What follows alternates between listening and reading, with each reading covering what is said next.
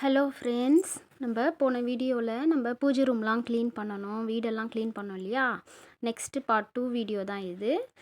Next நம்ம பூஜை ரூம்லாம் க்ளீன் பண்ண பிறகு விளக்கெல்லாம் தேய்ச்சி மஞ்சள் குங்குமம்லாம் வச்சு பூஜை ரூமில் எடுத்து வச்சாச்சு. மறுநாள் பார்த்திங்கன்னா கூழ் ஊற்ற போகிறோம் இல்லையா? அதனால் காலையிலேயே எழுந்து வாசலில் கோலம்லாம் மாக்கோலம்லாம் போட்டுட்டு நம்மளோட வாசல் இருக்கு இல்லையா, நுழையிறமே சைடில் வந்து நம்ம மா இலையும் வேப்பிலையும் வச்சுட்டோம். எந்த ஒரு நல்ல விசேஷம் சாமி கும்பிட்றோம் அப்படின்னாலும் மா இலை வச்சுருவோம். ஸோ இன்றைக்கி நம்ம அம்மனுக்கு கூழ் ஊற்ற போகிறோம் இல்லையா? அதனால் அம்மனுக்கு பிடிச்ச உகந்த வேப்பிலையும் சேர்த்து நம்ம தோரணம் மாதிரி கட்டி வச்சுருக்கோம். அதோட நம்ம புத்தருக்கும் ஒரு பூ வச்சாச்சு. துளசி மாடத்துலேயும் ஒரு பூ வச்சு நம்மளுடைய லக்ஷ்மியான துளசியை நம்ம கும்பிட்டாச்சு. அடுத்து தலைவாசல்லையும் மா இலையும் வச்சாச்சு. சுற்றி நம்ம வேப்பிலை ஒரு தோரணம் மாதிரி கட்டி போட்டாச்சு. பாருங்கள், கீழே அதே மாதிரி பூவும் வச்சாச்சு. நெக்ஸ்ட்டு நம்மளோட பூஜை ரூம் தான். பூஜை ரூம்லேயும் அதே மாதிரி மா இலை வச்சாச்சு.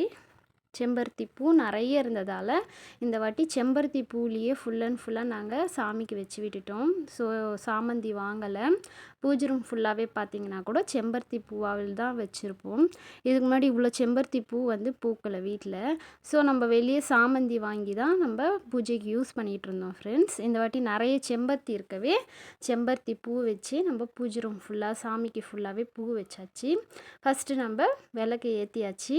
முதல்ல பூஜை ரூமில் சாமி கும்பிட்டுட்டு அப்புறமா அம்மனுக்கு கூழ் ஊற்றி சாமி கும்பிடலாம் அப்படின்ட்டு நம்மளோட குலதெய்வத்தை நினச்சிட்டு பூஜை ரூமில் விளக்கு ஃபுல்லாக 5 விளக்கு ஏற்றுவேன் ஃப்ரெண்ட்ஸ். பூஜை ரூமில் 5 விளக்கும் ஏற்றி நெக்ஸ்ட்டு சாம்பிராணியும் போட்டாச்சு.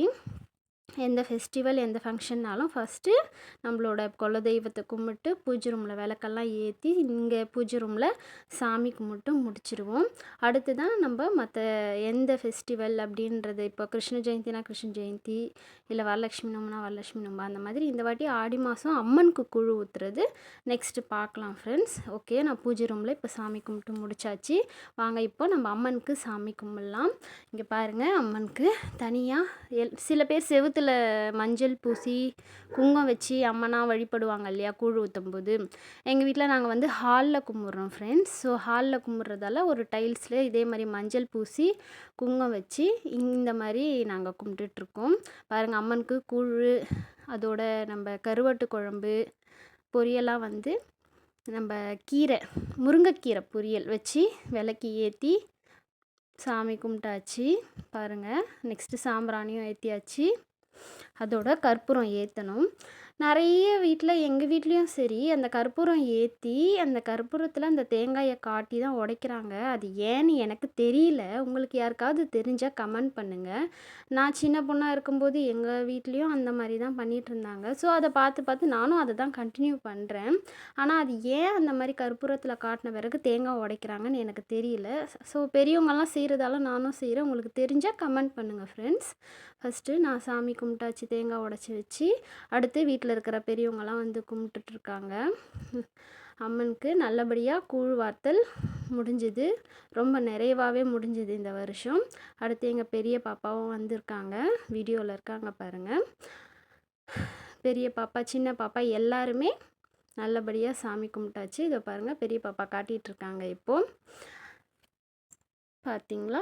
இப்போது காலையில் நம்ம கூழ் வச்சு சாமிக்கு கும்பிட்டதும் வெளியே போகிற எல்லாருக்குமே வந்து கொடுத்தாச்சு. கெஸ்ட்டும் வந்திருந்தாங்க. கெஸ்ட்டுக்கும் கூழ் கொடுத்து பக்கத்தில் இருக்கவங்க, நம்ம வீட்டு பக்கத்தில் இருக்கவங்களுக்கெல்லாம் கொடுத்தாச்சு. நல்லபடியாக முடிஞ்சுது. அதோட சாயந்தரம் கும்பம் போடுவோம் இல்லையா ஃப்ரெண்ட்ஸ்?